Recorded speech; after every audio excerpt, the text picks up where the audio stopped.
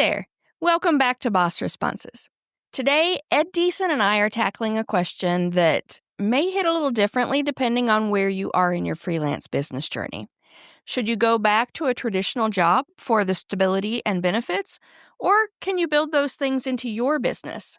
If you've ever looked at your bank account during a slow month and thought, maybe I should get a job, this episode is for you.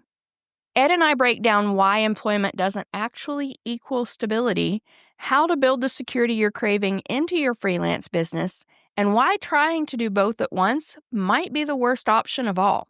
Let's get into it. If you're a freelancer, business owner, or anyone who deals with clients, you're in the right place.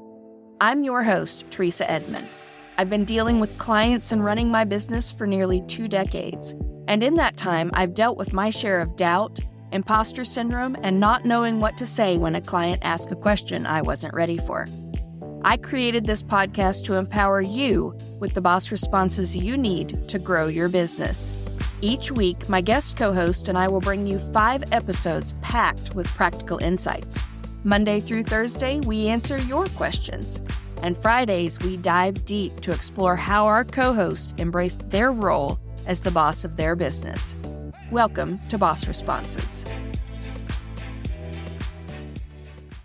We are back for day 3 with Ed. Ed, are you enjoying the week so far? Oh, absolutely. All right. What is the question for today? Okay. So day 3 question is, I've been freelancing full-time for a while now, but I'm starting to wonder if I should go back to a salaried job, especially for the stability and benefits. On the one hand, I love the freedom I have now and don't want to give that up unless I really have to. How do I weigh the pros and cons of freelancers versus going back to a traditional job? It's an apples and oranges comparison, and I'm not sure where to start. You know, it kind of is apples and oranges. It's 2 completely different worlds. I have 2, maybe 3 responses to this. One, you can build that stability and benefits into your business. You can absolutely build the stability and benefits into your business. So if that's your concern, figure out how to do that if freelancing is what you love. How do you weigh the pros and cons? Just make a list. I mean, why are you weighing the pros and cons? And the biggest thing is control, right?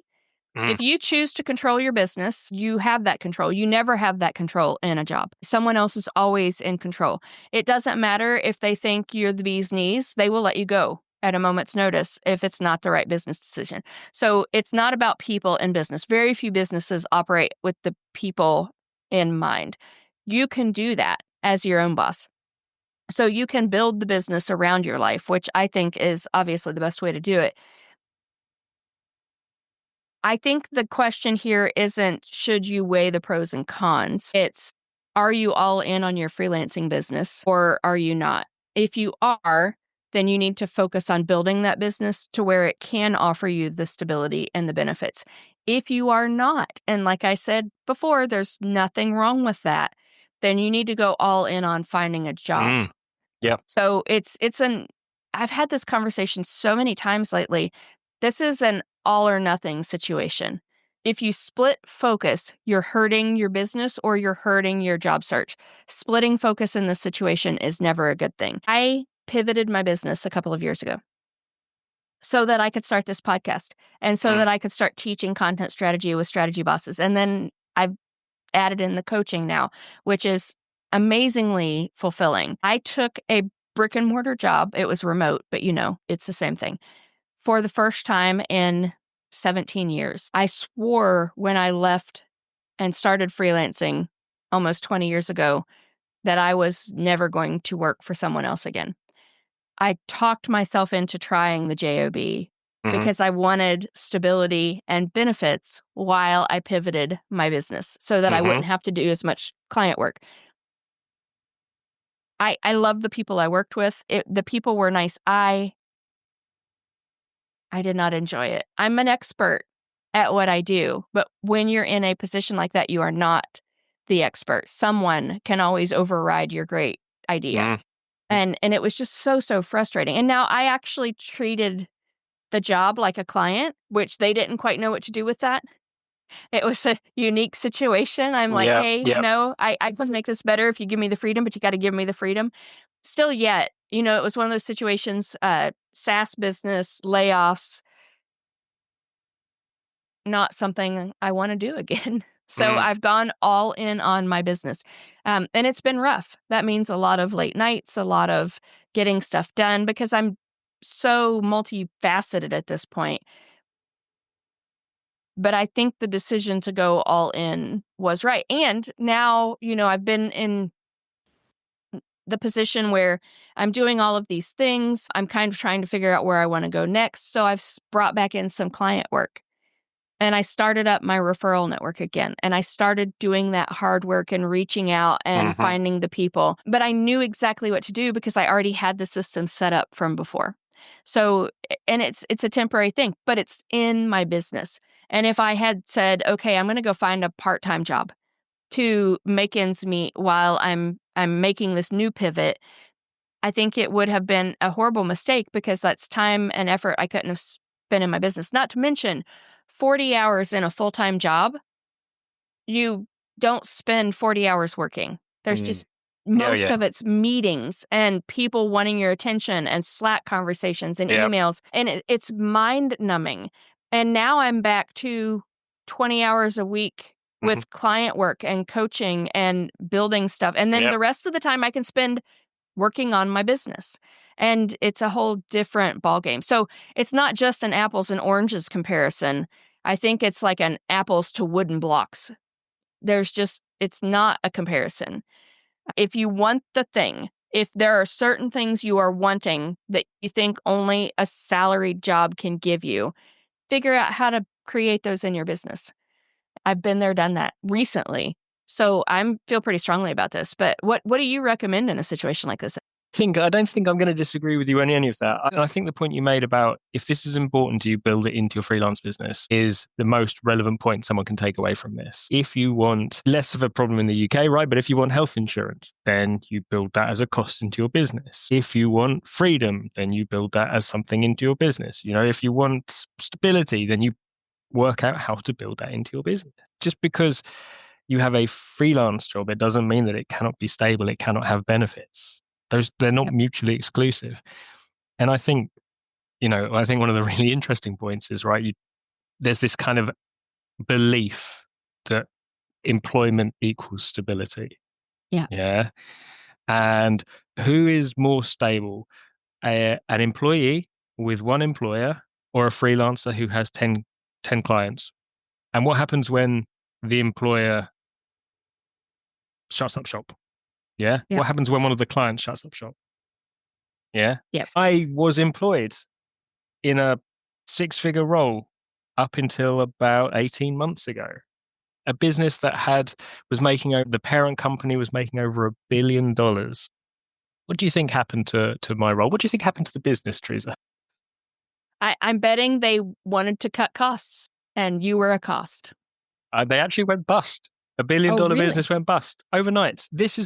And if I had been freelancing at the time and that business had been a client of mine and had gone bust, so what? I've got 9 more clients. And you can replace them. I can replace them. But I was in a situation where I had an 8-month-old son. I was in this place where I'd never been unemployed before. Right, overnight.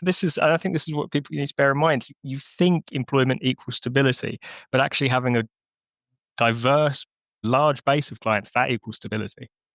Yep. For our Friday episode, we're going to talk about a lot of things I think are really relevant to this situation. So I don't want to go into those too deeply. Every single coaching client who comes in to talk to me, and I ask this in our consultation call, and then we go into it pretty deeply in our first 90-minute session.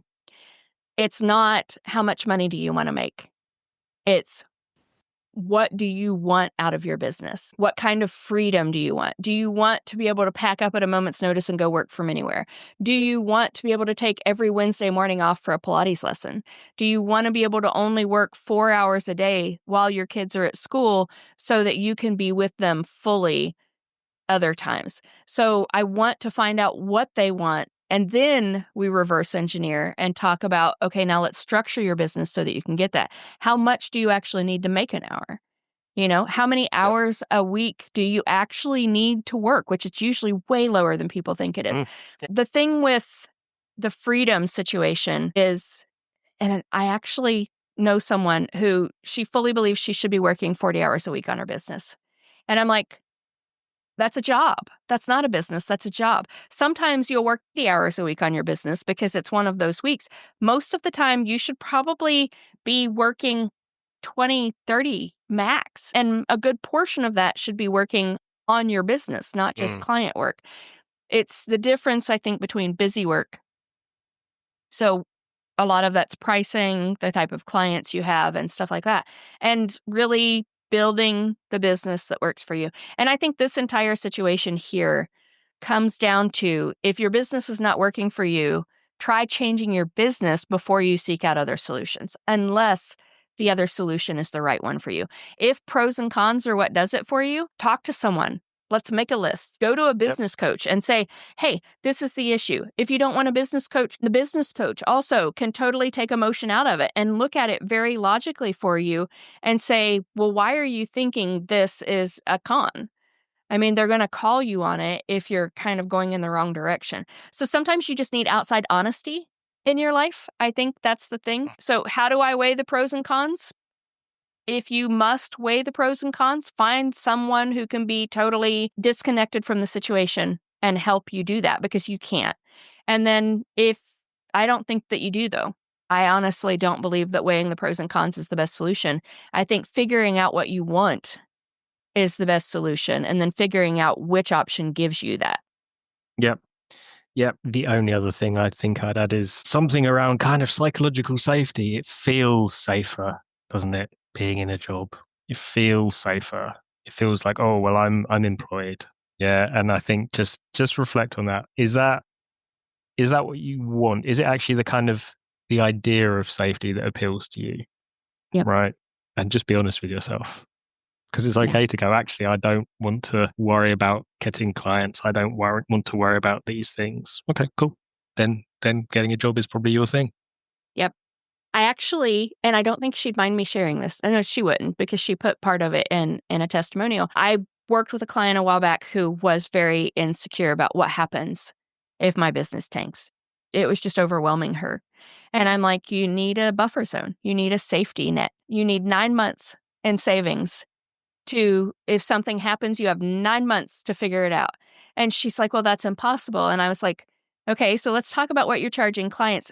4 extra clients where she just put that money in savings.